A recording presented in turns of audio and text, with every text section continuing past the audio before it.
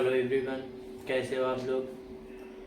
हमारा मापन और मात्रक चैप्टर कंप्लीट हो चुका है। आज हम एक नए चैप्टर की ओर बढ़ते हैं।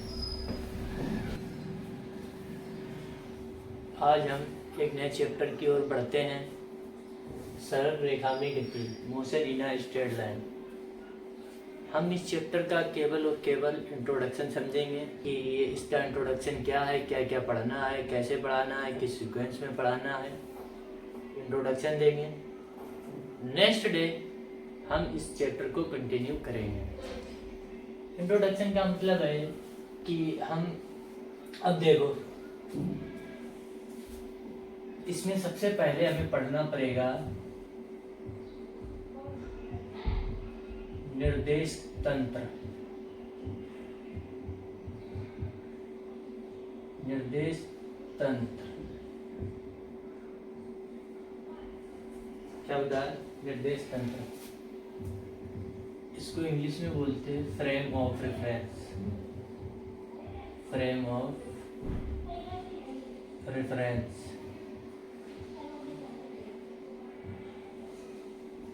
फ्रेम ऑफ रेफरेंस क्या बोलते हैं? Frame of reference.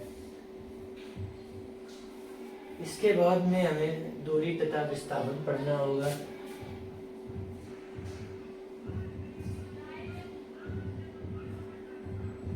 दूरी तथा विस्थापन।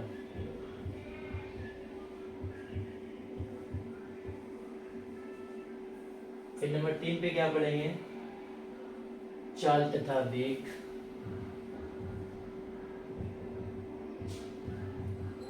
चाल तथा वेग। नंबर 4 पे पढ़ेंगे त्वरण और उसके प्रकार।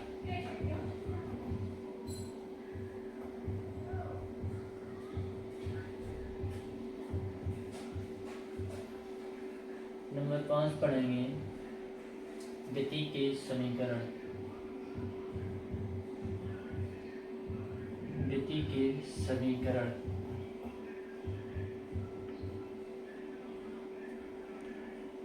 या गति के नियम। क्या पढ़ेंगे? गति के नियम, लॉज ऑफ मोशन।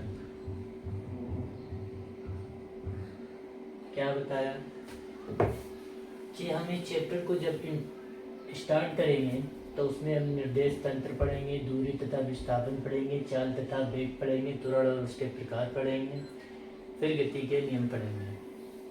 इसको इंग्लिश में कहते हैं फ्रेम ऑफ रेफरेंस। दूरी तथा विस्थापन को इंग्लिश में कहते हैं डिस्टेंस एंड डिस्प्लेसमेंट। चाल तथा वेग को कहते हैं स्पीड एंड वेलोसिटी। त्वरण और उसके प्रकार को कहेंगे एक्सीलरेशन और टाइप्स ऑफ एक्सीलरेशन। इसको इंग्लिश में कहते हैं लॉज ऑफ मोशन। अब देखो, सरल रेखा में गति, ये हमारा एक चैप्टर है। यांत्रिकी, यांत्रिकी, मैकेनिक्स क्या बोलते हैं? यांत्रिकी। अब देखो, यांत्रिकी हमारी, इसमें 3 शाखाएं होती हैं। यांत्रिकी में कितनी शाखाएं होती हैं? 3। यांत्रिकी में 3 शाखाएं होती हैं।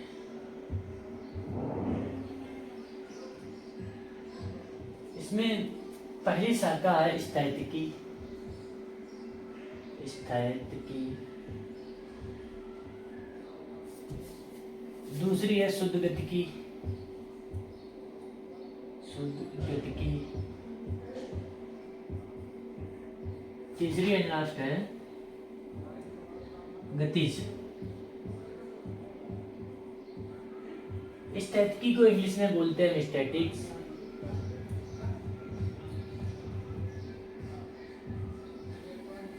इसको शुद्ध गतिकी को बोलते हैं काइनेमेटिक्स।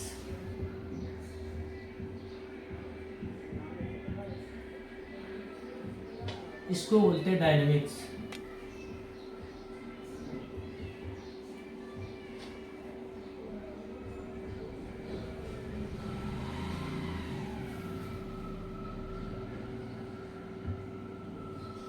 यांत्रिकी की यांत्रिकी की कितनी शाखाएं हैं?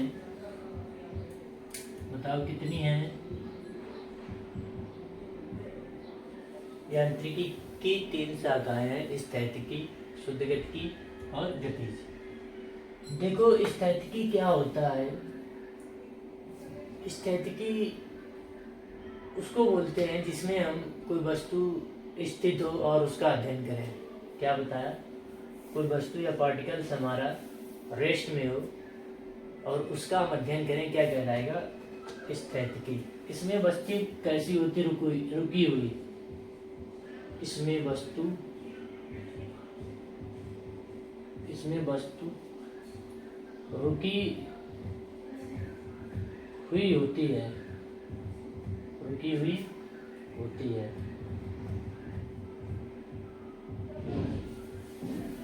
स्थैतिकी में वस्तु कैसी होती है? रुकी हुई, उसका अध्ययन करते हैं। शुद्ध गतिकी में देखो, काइनेमैटिक्स, इसका मतलब शुद्ध गतिकी। शुद्ध गतिकी का मतलब है कि शुद्ध कोई चीज, मतलब कोई चीज से समझते हैं कि किसी चीज में मिलावट ना हो, वो हमारी चीज शुद्ध कहलाती है। शुद्ध गतिकी तो इसमें हम गति को केवल देखेंगे, ना कि ये रीजन, कारण क्या है, किस लिए गति हो रही है, उसको नहीं देखेंगे। क्या समझेंगे? केवल गति का अध्ययन करेंगे। केवल गति का अध्ययन करेंगे।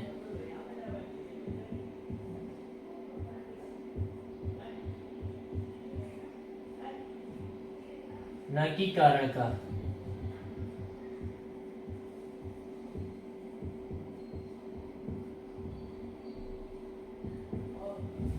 क्या बताया?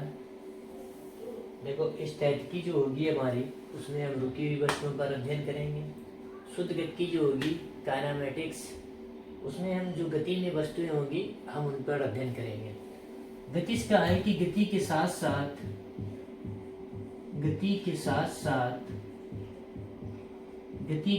साथ कारण का भी अध्ययन करेंगे। कारण का भी अध्ययन करेंगे। क्या बताया? जो गतिज होगी उसमें हम कारण को भी जानेंगे। जैसे देखो, शुद्ध गतिकी और गतिज में क्या अंतर है? शुद्ध गतिकी हम उसे बोलते हैं, जैसे कोई एक वस्तु पड़ी, हमने उस पर लात मारी तो वस्तु हमारी क्या हो गई? गति में आ गई, मोशन में आ गई। अब जो मोशन में आई है, किस वजह से आई? हमने लात मारी वस्तु को। ये कारण हम नहीं जानेंगे शुद्ध गतिकी में कि इसका कारण क्या है, किस लिए ये गतिज में आई। इसको हम किस में जानेंगे? इसको हम गतिज में जानेंगे कि इसका पीछे का कारण क्या है कि वस्तु ये चल रही है जो। तो यही हम बता रहे, शुद्ध गतिकी और गतिज में अंतर ये है कि हम शुद्ध गतिकी में केवल गति का ही अध्ययन करेंगे, ना कि हम कारण नहीं जानेंगे, उससे हमें मतलब नहीं होगा। और गतिज में गति के साथ साथ कारण का भी अध्ययन करेंगे कि ये वस्तु है, इसमें लात किसने मारी, या कोई भी एक्सटर्नल फोर्स लगाया आपने, वो कैसे गति में आई। ठीक, इतना लिखो। इसके बाद में इनकी परिभाषाएं लिखेंगे। परिभाषाएं तो फिलहाल में इसी को कह सकते हैं, जो लिखा है यही परिभाषा है, लेकिन कुछ अच्छे शब्दों में लिखेंगे परिभाषा। ये सीक्वेंस जो हमने लिखी है, ये वाली, ये हमने अकॉर्डिंग टू NCERT के अकॉर्डिंग लिखी है। ये NCERT में दिया गया, इस तरीके से हम आपको पढ़ाएंगे। बताओ, सरल रेखा में गति, इसकी यूनिट का नाम क्या है? मैकेनिक्स। मैकेनिक्स की कितनी शाखाएं हैं? 3। कौन कौन सी? स्थैतिक और शुद्ध गतिकी, तीसरी गतिज। शुद्ध गतिकी में किसको हम समझेंगे? बताओ। जो वस्तु जिसमें गति होगी केवल, और स्थैतिक में जो वस्तु रेस्ट पे होगी। एक एक करके तीनों की परिभाषा लिखे हैं।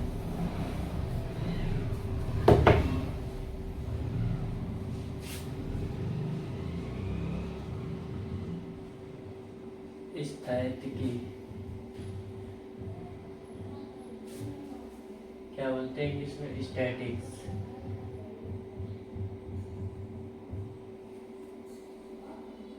क्या लिखोगे, यांत्रिकी की वह शाखा,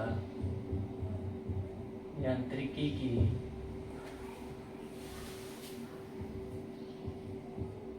वह शाखा, वह शाखा जिसमें हम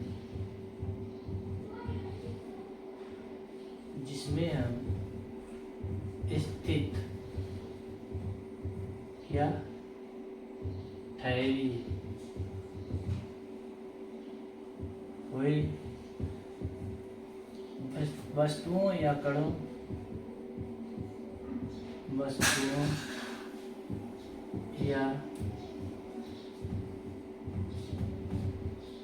कणों का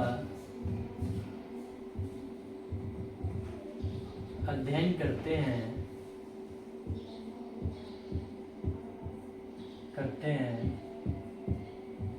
स्थैतिकी कहलाती है।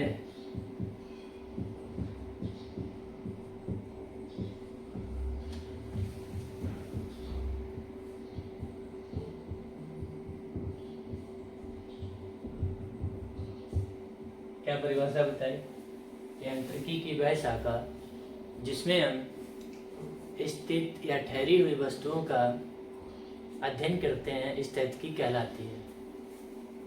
ये पहली हो गई। दूसरी क्या थी, शुद्ध गतिकी।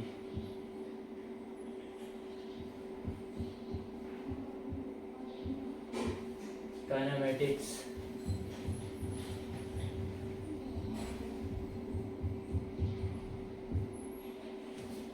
इसकी परिभाषा क्या होगी, इसकी भी ऐसे लिख लो परिभाषा, केवल और केवल इसमें स्थित वस्तु है, वहां पे गति नहीं होंगी बस। यांत्रिकी की वह शाखा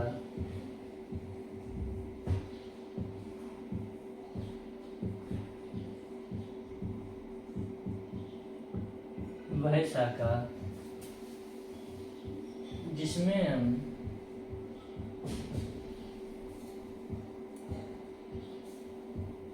केवल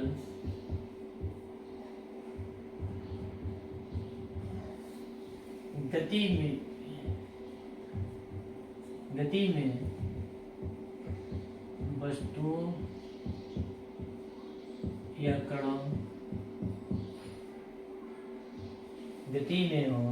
गति में वस्तुओं या कणों, यांत्रिकी की वह शाखा जिसमें हम केवल गति में वस्तुओं या कणों का अध्ययन करते हैं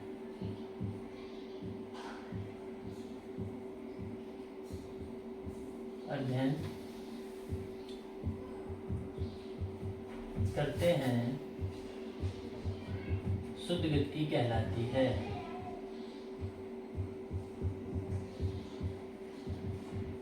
गतिकी कहलाती है। इसमें हम कारण का पता नहीं लगाते हैं, केवल और केवल गति का ही अध्ययन करते हैं। इसके बाद क्या है, डायनामिक्स, गतिज।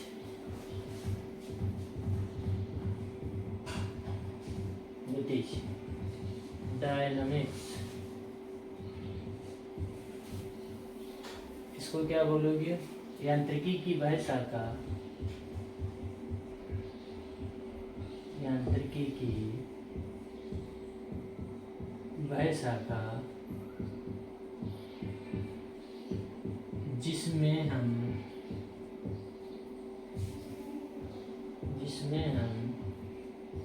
गति के साथ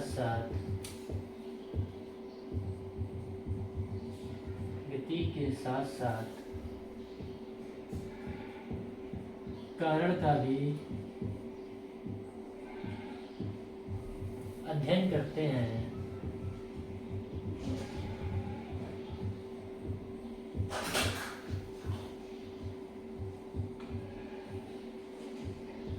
गतिज कहलाती है।